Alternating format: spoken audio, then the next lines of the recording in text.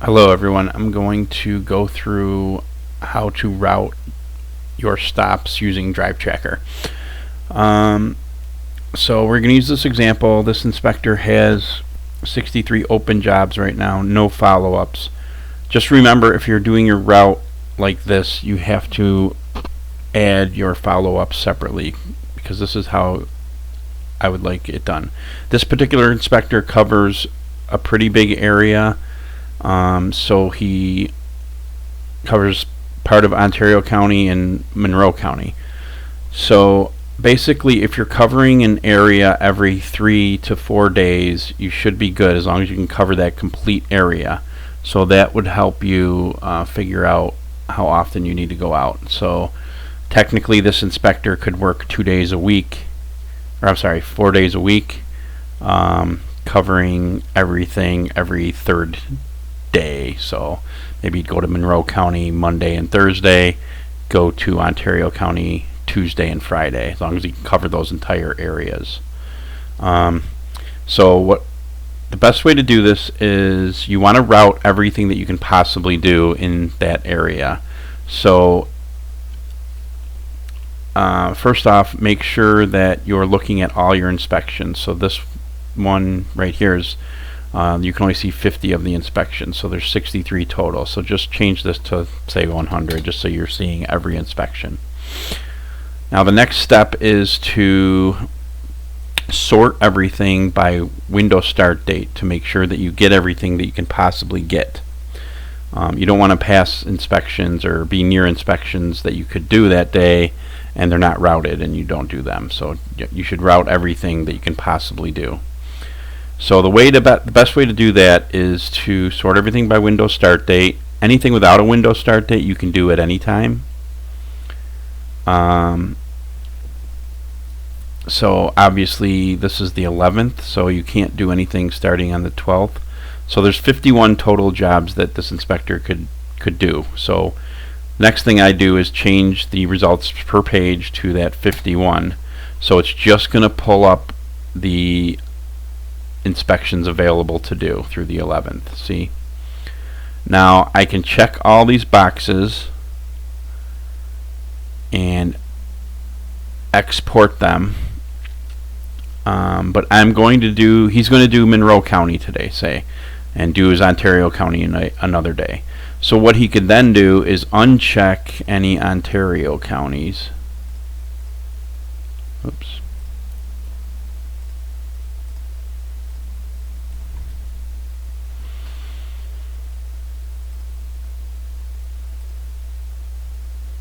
Just so he has Monroe highlighted. Okay. So he's just going to do, like I said, he's just going to do Monroe County today. So he's going to export all of those. When you hit export, it's going to bring up some options here. Click on streets and trips and it will download these inspections that are highlighted into normally your downloaded file on your computer.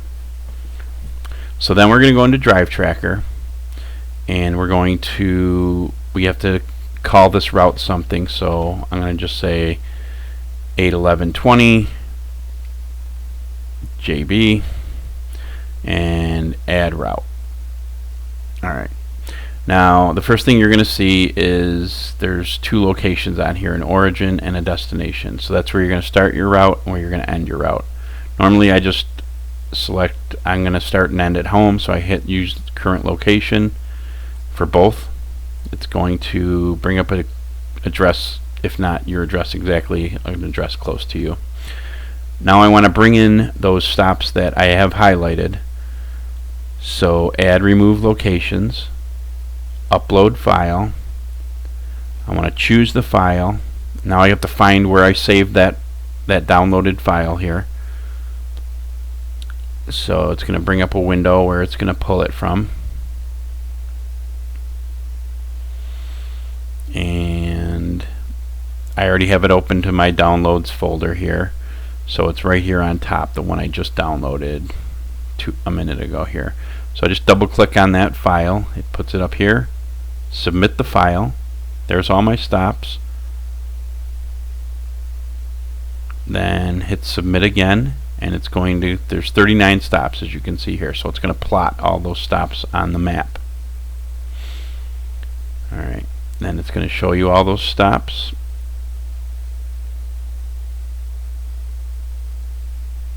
I had it way zoomed in, that's why. So here's all the stops that I can do right here. Now I'm going to go into create directions, optimize order.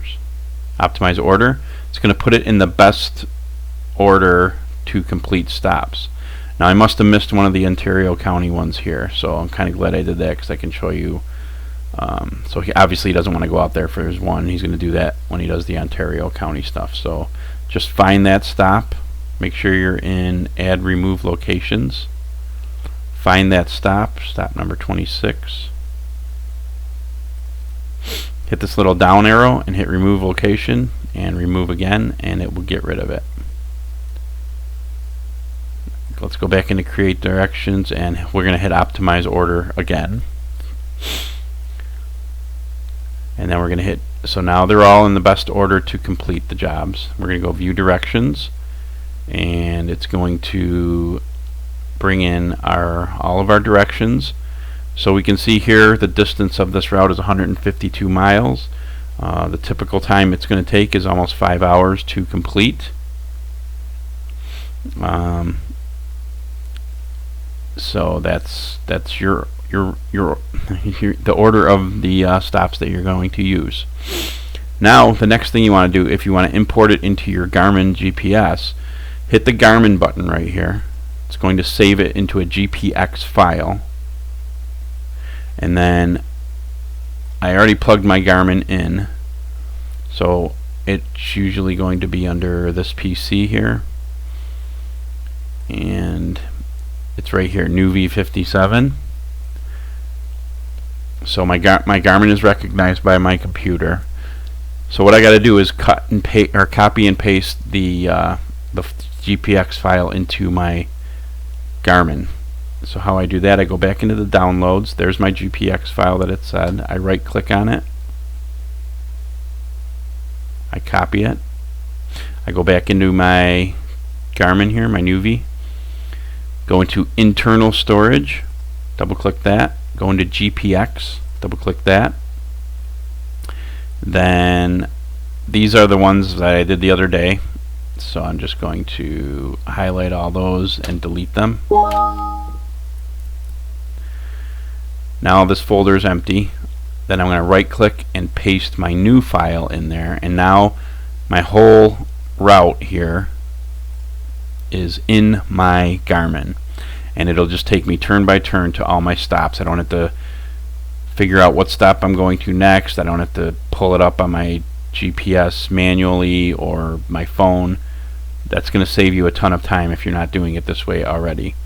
The only thing to know is the GPS is going to break up the route into stops of 30. But they'll also, so this will have stops 1 through 30 or 29 or something close to that. And then there'll be another file in there from 31 to 39, the destination. So when you go into your Garmin, you want to look for on the menu apps, and then either route planner or trip planner. Click on that. It should find the file that you imported, so it would be the 81120 JB. Tap that and it'll open it up, and in this case there'll be 2 files under there, and obviously I want to start on the number 1, and then when I get through to the 30th stop I would go to the next file on the list. The other thing I do a manual reset of my Garmin every day. Once it's already, the new file is already loaded, because what that'll do is it'll wipe out anything that was previously in there that might be confusing. It's going to reset your Garmin, so just so you know that, but it'll only leave the new file that you put on there to use, and then you're ready to go. Alright, if you have any questions at all, please give me a call or text me, and I'll help you walk you through it.